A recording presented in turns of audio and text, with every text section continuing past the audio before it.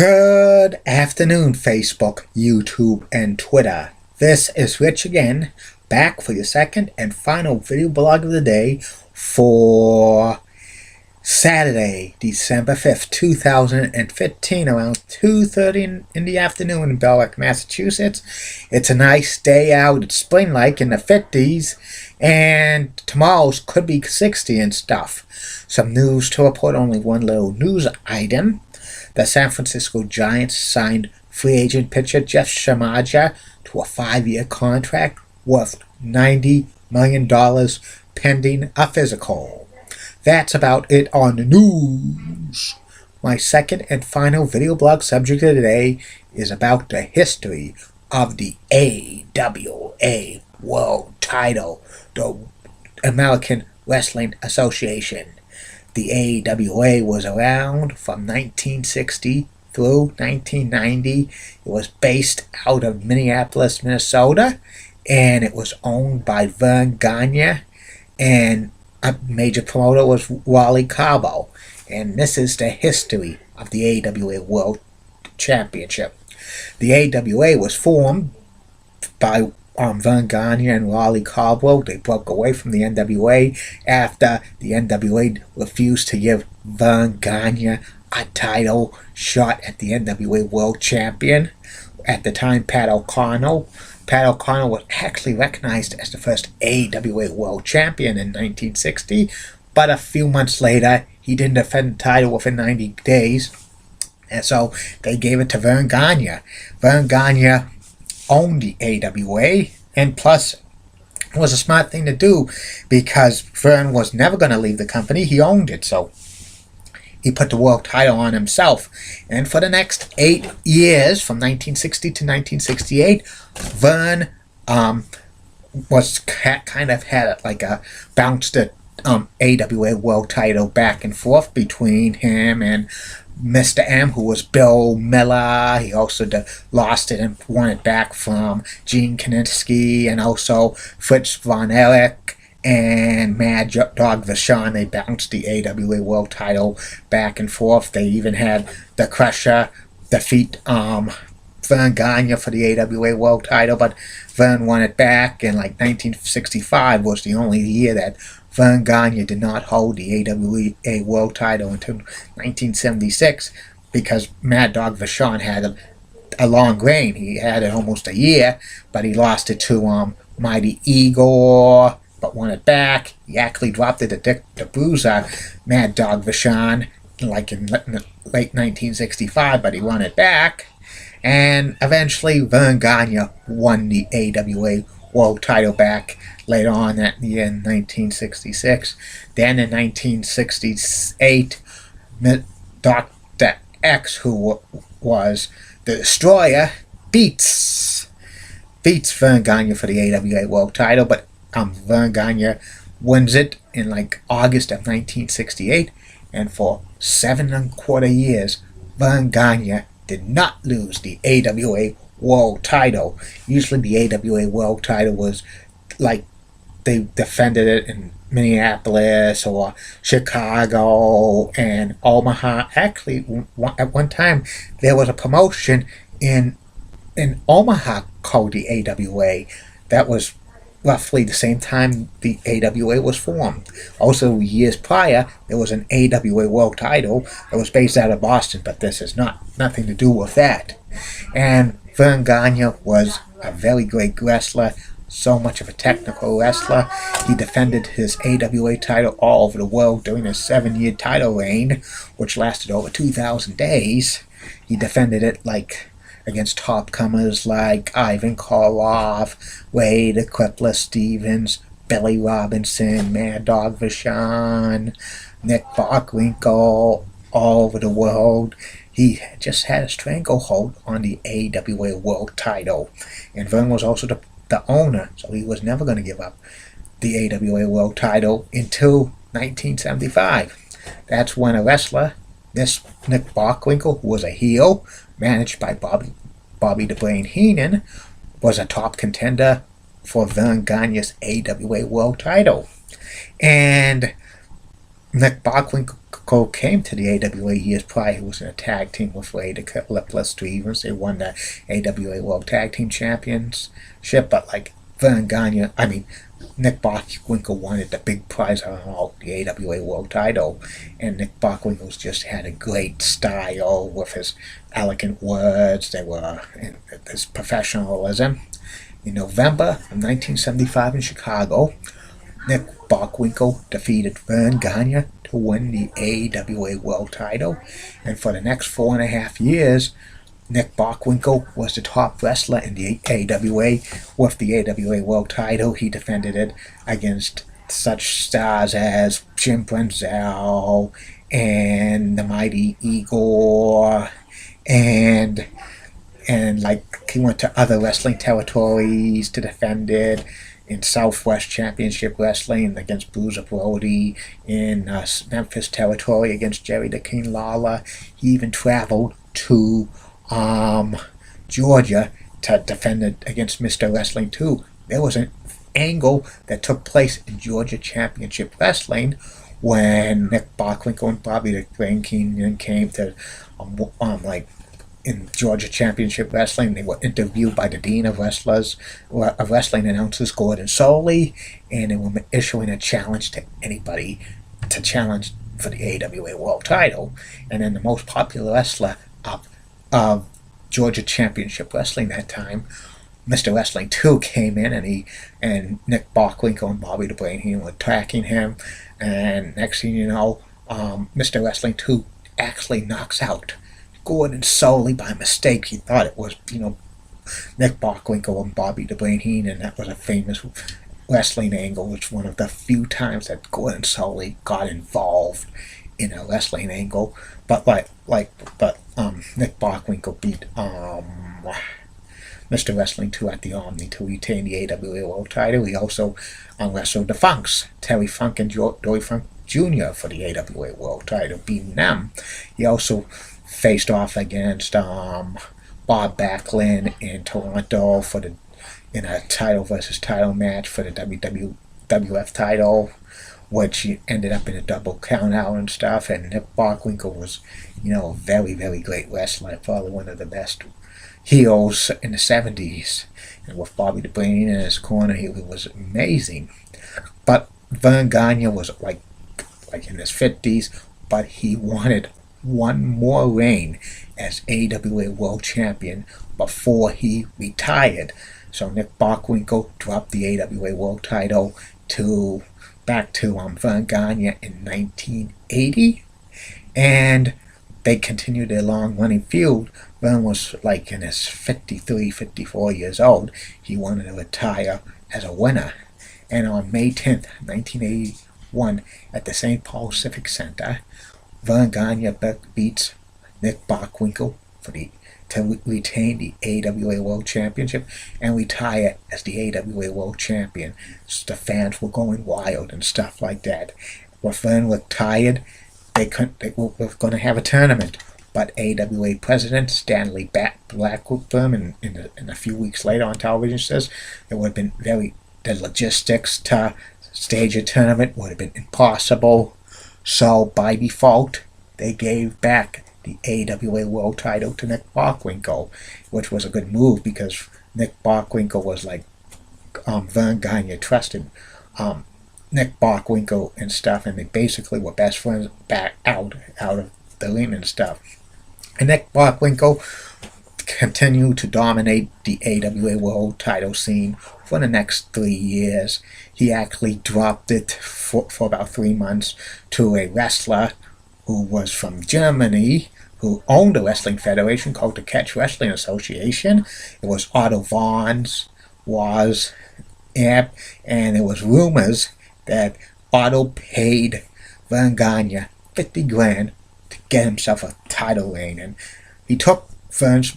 That's the alleged urban legend, that he paid Vern off to give him a title reign, and it was probably one of the worst title reigns of all time. And Nick Bockwinkel, after regaining the AWA World Championship later on in that time, defended it against Tito Santana, Dino Bravo. He went to Memphis to Jerry the King Lawler, even smaller territories.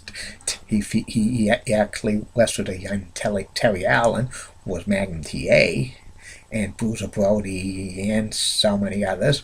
But the biggest challenge for Nick Bockwinkel's AWA World Championship came up against Hollywood Hulk Hogan, or Hulk Hogan back at the time. Hulk Hogan swept through the AWA like wildfire. Hulkamania was born in the AWA. It wasn't in the WWE. It was the AWA, and he was so over with the crowd, Hulk Hogan. Vern Gagne was going to put the AWA World title on Hulk Hogan, but he wanted a percentage of his contract from Japan, and Hulk Hogan said no way. So Vern reneged on his promise, and Hulk Hogan was supposed to win the AWA World Championship at Super Sunday, a big card house show at Minneapolis St. Paul Civic Center on April 24th, 1983, but this decision was changed to Hulk Hogan losing the match by disqualification by throwing Nick Bockwinkel over the top rope, and that got a lot of fans pissed. They were so wild about that and stuff. And Hulk Hogan could see the writing on the wall. He was never going to be AWA World Champion. He just left and went to the WWE, and that was it. And you know what happened after that? Hulkamania ran wild in the WWE. Nick Bockwinkel continued to defend his AWA World title for late 1983 against Rick Martel and Greg Gagne and a few others. Vern Gagne really wanted his son Greg to become AWA World Champion, but many promoters who promoted in the cities and towns with Vern said, we don't want Greg as the AWA World Champion, because they didn't really like a son following in his footsteps for him as a world champion, because that would be nepotism and stuff. Plus, Greg didn't really have that charisma like Vern did, because Vern was kind of in amateurs, and he was on primetime television in the 1950s, making $100,000 a year, plus getting a lot of endorsements. Greg Gagne was basically a tag team wrestler with the High Flyers with Jumping Jim Brunzell. He was much better suited as a tag team wrestler, but as a singles wrestler, I could never see Greg Gagne as the world champion, and Vern just pushed and pushed and pushed. But promoters just said, no way. We'll stop promoting with you if you put Greg as the AWA World Champion. In early 1984, Nick Bockwinkel dropped the AWA World Championship on a tour of Japan to Jumbo Terusa, who was a Japanese wrestler. But Jumbo was a transitional champion, and in May of 1984, they gave the AWA World Championship to Rick Martel. Rick Martel was his pre-model days. He was a great scientific wrestler. Couldn't do too much on the mic because he had a French-Canadian accent. But Rick Martel had the third longest reign of any AWA World Champion besides Vern Gagne and Nick Bockwinkel, holding it for 19 months. Rick Martel defended the AWA World Championship against all comers, including Gorgeous Jimmy Garvin, Michael P.S. Hayes, Nick Bockwinkel. He had some scientific matches with Bob Backlund and others, and he was a decent AWA World Champion. But by late 1985, a newcomer to the AWA came around. It was Stan Lariat Hansen, who was basically a brawler and stuff, and he worked very, very stiff. Hansen was known for working more in Japan than the United States, because he didn't stay around too many of the territories for that long, because he had a lucrative contract to wrestle for All Japan Wrestling. He was loyal to Giant Baba, who owned All Japan Wrestling. In December of 1985, Stan Hansen beats Rick Martel at the Meadowlands for the AWA World Championship, and for the next 6 months, Stan Hansen was AWA World Champion, and he started a feud with Nick Bockwinkel, who turned from heel to face after he was attacked by his tag team partner Larry Zbyszko on AWA television by getting the nunchucks hit.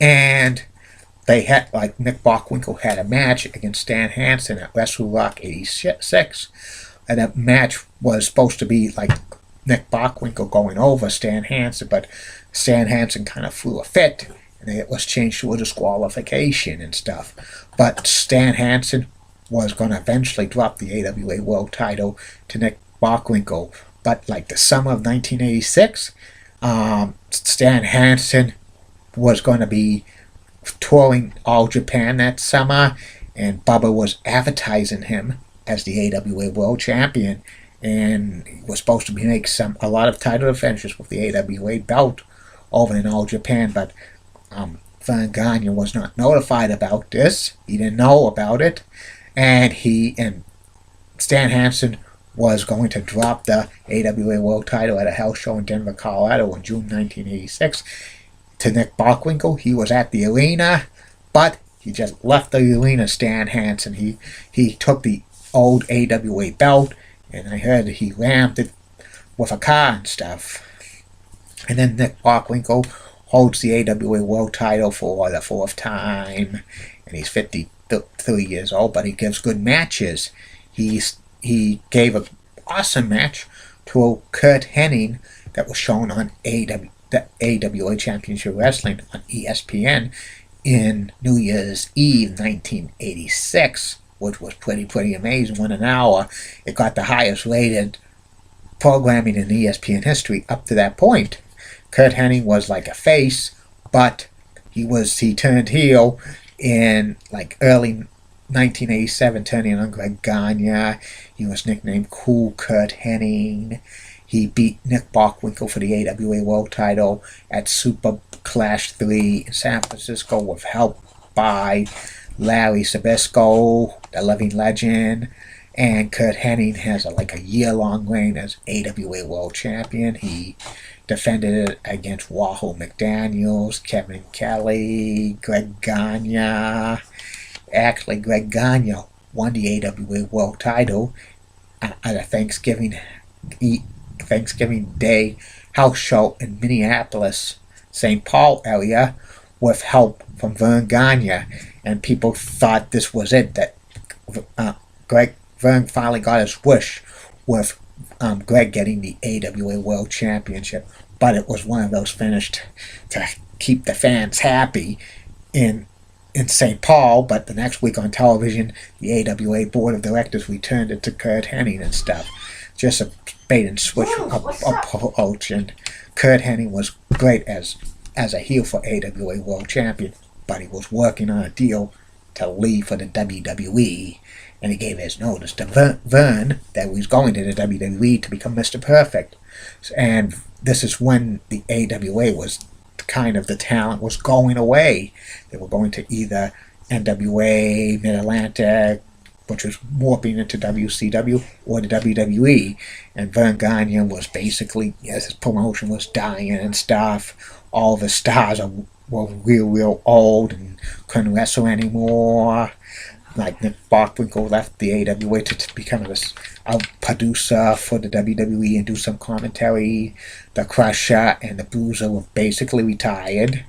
Baron Von Raschke, another one of his stars, was kind of a aging character baby face, and he couldn't find anybody in his promotion, so he had to start a working relationship again with the CWA and Jerry Jarrett.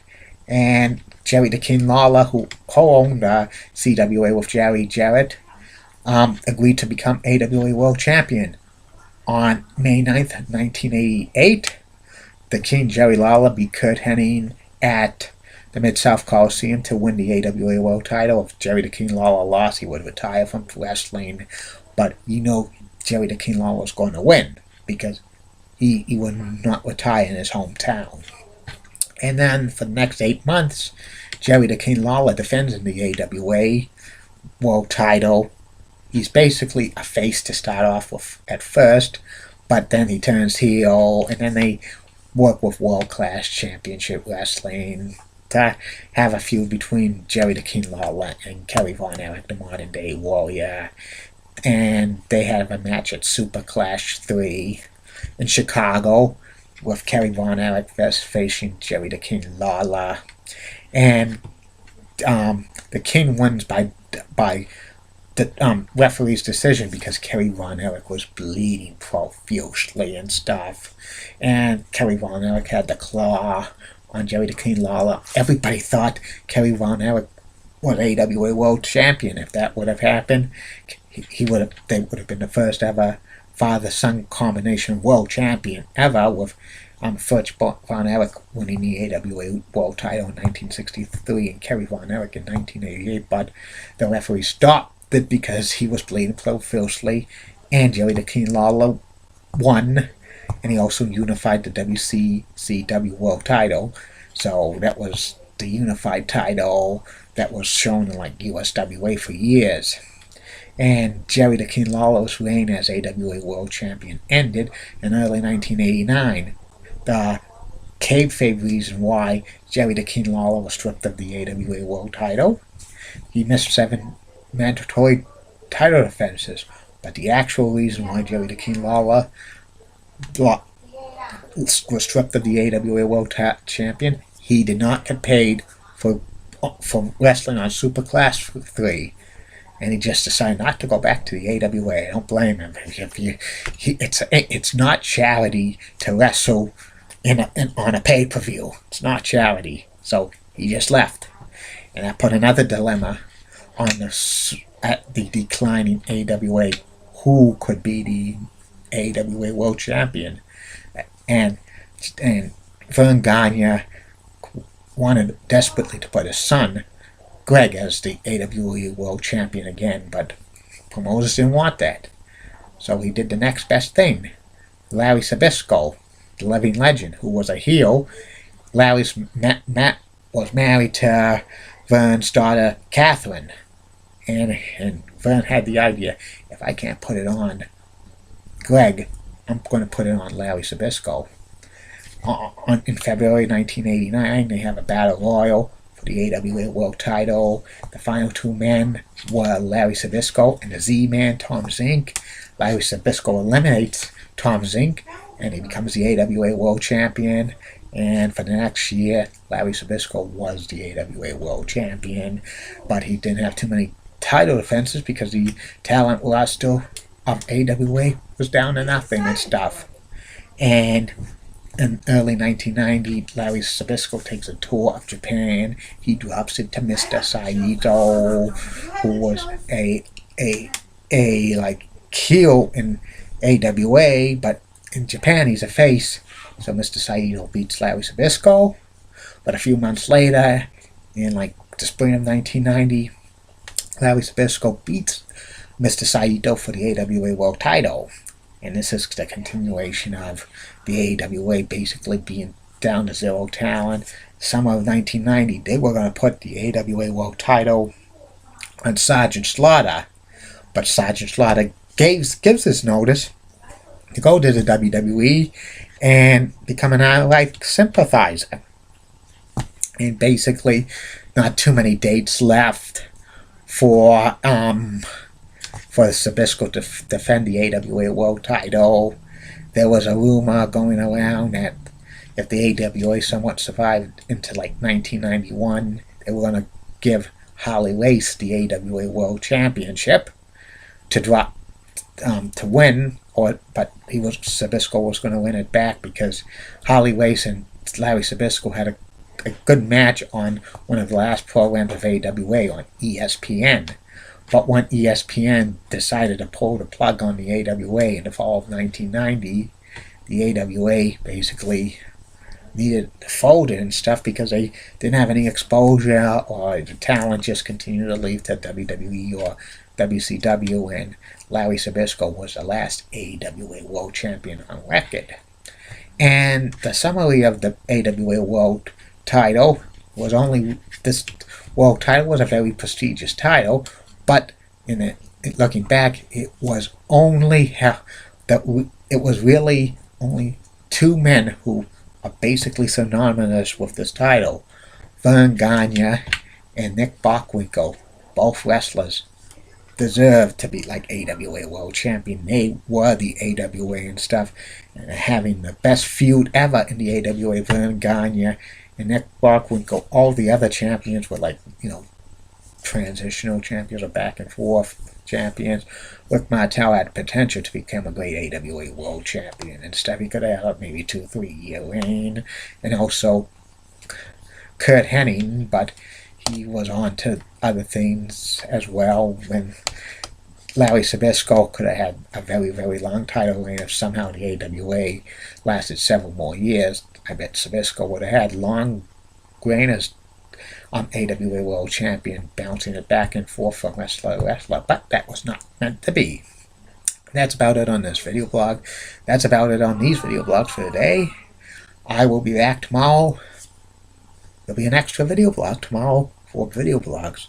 First video blog will be about the top 10 sports stars ever to wear the number 30, and the top 10 sports stars ever to wear number 31, doubling up on that.